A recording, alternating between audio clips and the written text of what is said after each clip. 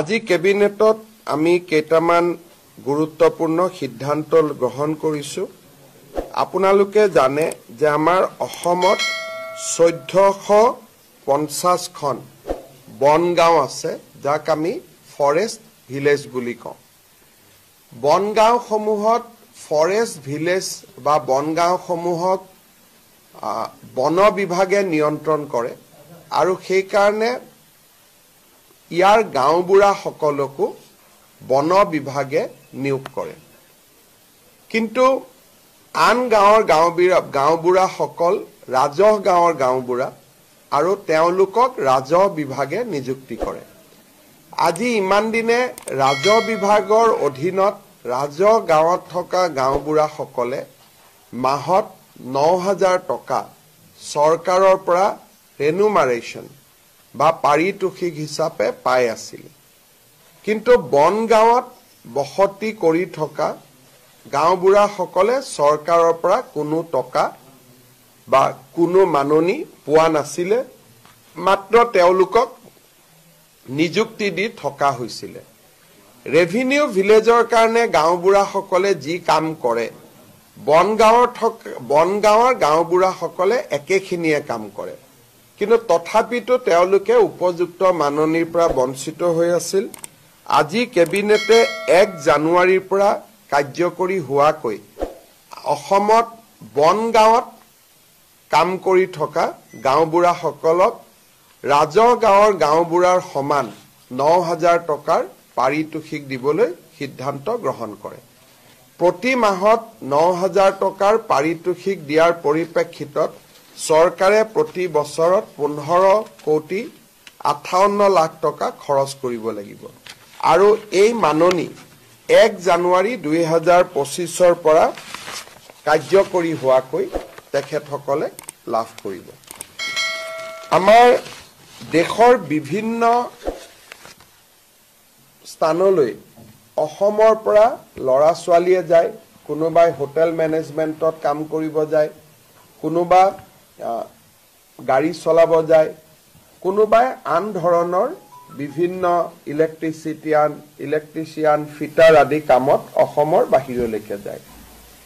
এই ইণ্টাৰনেশ্যনেল বা আন্তৰ্জাতিক বজাৰলৈ যোৱা যুৱকসকলৰ এড্ৰেছ আদি আমাৰ লগত নাথাকে।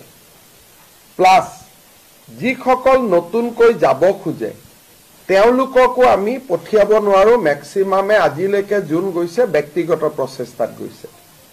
এতিয়া ভাৰত চৰকাৰৰ বৈদেশিক পৰিক্ৰমা মন্ত্ৰালয়ে আমাক কৈছিলে যে আপোনালোকে যদি এটা আসাম ইণ্টাৰনেশ্যনেল স্কিল চেণ্টাৰ খোলে, আমি আপোনালোকৰ লগত এখন বুজাবুজিৰ চুক্তি কৰিম আৰু আমি ল'ৰা ছোৱালীবিলাকক জাৰ্মানত যাব খুজিলে জাৰ্মানী ভাষাত, কোনোবা ডুবাইত যাব খুজিছে তাৰ স্থানীয় ভাষাত, ইংলেণ্ডত যাব খুজিছে ইংৰাজী ভাষাত, ভিছা, পাছপোৰ্ট আৰু ট্ৰেইনিং এই গোটেইবিলাক কৰাত আমি সহায় কৰি দিম। ভাৰত চৰকাৰৰ বৈদেশিক পৰিক্ৰমা মন্ত্ৰালয়ৰ আগ্ৰহত আজি আমি অসমত এটা আসাম ইণ্টাৰনেশ্যনেল স্কিল চেণ্টাৰ স্থাপন কৰিবলৈ সিদ্ধান্ত গ্ৰহণ কৰিছো আৰু এই স্কিল চেণ্টাৰ গুৱাহাটীত ইয়াৰ হাব হ'ব আৰু বিভিন্ন জিলা সদৰত ইয়াৰ স্কোপ অৰ্থাৎ হাব এণ্ড স্পোক মডেলত আমি এই চেণ্টাৰটো আমি আৰম্ভ কৰিব পাৰিম। ডিব্ৰুগড়ৰ ল'ৰা ডিব্ৰুগড়ত প্ৰশিক্ষণ ল'ব, গুৱাহাটীত কেৰিকুলাম আদি গুৱাহাটীত হ'ব, নিয়ন্ত্ৰণ গুৱাহাটীত হ'ব, কিন্তু প্ৰশিক্ষণ সকলো জেগাতে ল'ব পাৰিব। এনেকৈ আমি হাব এণ্ড স্কোপ মডেলত আমি আসাম ইণ্টাৰনেশ্যনেল স্কিল চেণ্টাৰ এটা কৰিবৰ কাৰণে আজি কেবিনেটে অনুমোদন দিছে। তৃতীয়তে আপোনালোকে জানে যে আমাৰ বৰ্তমান অৰুণোদয় প্ৰশেক চলি আছে, অৰ্থাৎ 15 তাৰিখৰ পৰা 28 তাৰিখৰ ভিতৰত অৰুণোদয় 3.0 আমি হিতাধিকাৰীসকলক নিৰ্বাচন কৰিব খুজিছো আৰু অৰুণোদয় 2.0 আমি বন্ধ কৰি 3.0 লৈকে যাব খুজিছো। 3.0 বেছি হিতাধিকাৰী থাকিব, সম্প্ৰসাৰিত ব্যৱস্থা হ'ব, লাহে লাহে জীৱন বীমা আদিৰ লগতো লিংক আপ হ'ব। কিন্তু এই অৰুণোদয় আঁচনিখন হ'ল দুখীয়া মানুহৰ কাৰণে কৰা আঁচনি। আমাৰ চৰকাৰৰ দৃষ্টিগোচৰ হ'ল যে 682 জন চৰকাৰী কৰ্মচাৰী অৰুণোদয় আঁচনিৰ ধন আজিলৈকে লৈ আছে। যেতিয়া তেওঁলোকৰ একাউণ্টবিলাক আমি বেংকৰ লগত মেটচ কৰিছিলোঁ, তেতিয়া আজি ধৰাত পৰিলে বা আমি গম পালোঁ যে 682 জন চৰকাৰী কৰ্মচাৰী, যি ৰেগুলাৰ কণ্ট্ৰেকচুৱেল নহয়, যি নিয়মীয়া চৰকাৰী কৰ্মচাৰীয়ে অৰুণোদয় আঁচনিৰ ধন ইমান দিনে লৈ আছিল। আজি আমি গোটেই কেইজন এই কৰ্মচাৰীৰ বিৰুদ্ধে ডিপাৰ্টমেণ্টেল প্ৰচিডিং ড্ৰ কৰাৰ বাবে সিদ্ধান্ত লৈছোঁ আৰু আমি এই কৰ্মচাৰীসকলৰ বিৰুদ্ধে কঠোৰ অনুশাসনমূলক ব্যৱস্থা গ্ৰহণ কৰিম। 682 জন আমাৰ ওচৰত থ্ৰ' পৰ্টেল আমাৰ ধৰাত পৰিছে, কিন্তু হয়তো এই নম্বৰটো আৰু বহুত বেছি হ'ব পাৰে।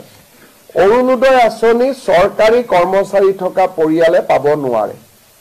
সেইকাৰণে কোনোবা যদি কৰ্মচাৰী এতিয়াও এনেকে টকা পইচা লৈ আছে, মই তেওঁলোকক যাতে ডিপাৰ্টমেণ্টেল প্ৰচিডিঙৰ আওতাত আহিব নালাগে, ভলেণ্টিয়াৰী তেওঁলোকক নিজৰ নাম অৰুণোদয় আঁচনিৰ পৰা আঁতৰাই দিবৰ বাবে মই অনুৰোধ কৰিম। আৰু এই 682 জন কৰ্মচাৰীৰ বিৰুদ্ধে আমি কঠোৰ অনুশাসনমূলক ব্যৱস্থা আমি গ্ৰহণ কৰিম। আমি চৌকছ কৰিবৰ কাৰণে ডিপাৰ্টমেণ্টক অৰ্ডাৰ দিছোঁ। আৰু যদি আপোনালোক কোনোবাই ডিটেইল বিচাৰে, 682 জনৰ নাম ঠিকনানো কি যদি জানিব খোজে, আমি নাম ঠিকনাখিনিও গুৱাহাটীত আমি ৰিলিজ কৰি দিব পাৰিম, বা কালি আমাৰ মন্ত্ৰী জয়ন্ত মল্ল বৰুৱা, বিমল বৰাৰ পৰা আপোনালোকে অহাকালি লৈ ল'ব পাৰিব যদি আপোনালোকে বিচাৰে। ইয়াৰ পিছত আজি আমাৰ কেবিনেটে আৰু এটা সিদ্ধান্ত লৈছে যে 2025 চনৰ বৰ্ষটো আমি কিতাপৰ বৰ্ষ হিচাপে পালন কৰিব খুজিছোঁ অসমত। এইবাৰ প্ৰথমবাৰৰ বাবে গুৱাহাটী গ্ৰন্থমেলা আমি খানাপাৰা ফিল্ডত কৰিবলৈ অনুমতি দিছোঁ। যদিও 26 জানুৱাৰীৰ অতি নিচেই ওচৰত হ'ব, নিৰাপত্তাজনিত শংকা থাকে, তথাপিতো কিতাপৰ স্বাৰ্থত আমি এইবাৰ খানাপাৰাত বুক ফেয়াৰ কৰিম বুলি আমি সিদ্ধান্ত লৈছিলোঁ। আৰু আজি আমি কেবিনেটত সিদ্ধান্ত লৈছোঁ যে প্ৰতিজন মন্ত্ৰীয়ে বুক ফেয়াৰত যাব, কিতাপ কিনিব, আৰু ডিপাৰ্টমেণ্টৰ পৰাও য'ত যেনেকে বাজেট আছে তেনেকে কিতাপ কিনিবৰ কাৰণে চেষ্টা কৰিব। আৰু গোটেই বছৰটোত বিভিন্ন চৰকাৰী কাৰ্যসূচীৰ জৰিয়তে আমি অসমৰ নতুন প্ৰজন্মৰ মাজত কিতাপ কিনা আৰু কিতাপ পঢ়া, তাৰ কাৰণে শিক্ষা বিভাগক আমি এটা ডিটেইল একশ্যন প্লেন বনাব কৈছোঁ। কেনেকৈ আমি 2025 চনৰ বৰ্ষটোক কিতাপৰ বৰ্ষ হিচাপে পালন কৰিব পাৰোঁ, আৰু এই বিষয়ে আৰু কথা আমি যেতিয়া একশ্যন প্লেনটো ৰেডি হৈ যাব আমি ক'ব পাৰিম। কিন্তু মোটামুটি যেনেকে বিভিন্ন বৰ্ষ বিভিন্ন থিমত চৰকাৰসমূহে পালন কৰে, এই বছৰ আমি কিতাপৰ বৰ্ষ হিচাপে 2025 চনটো আমি পালন কৰিবলৈ সিদ্ধান্ত লৈছোঁ।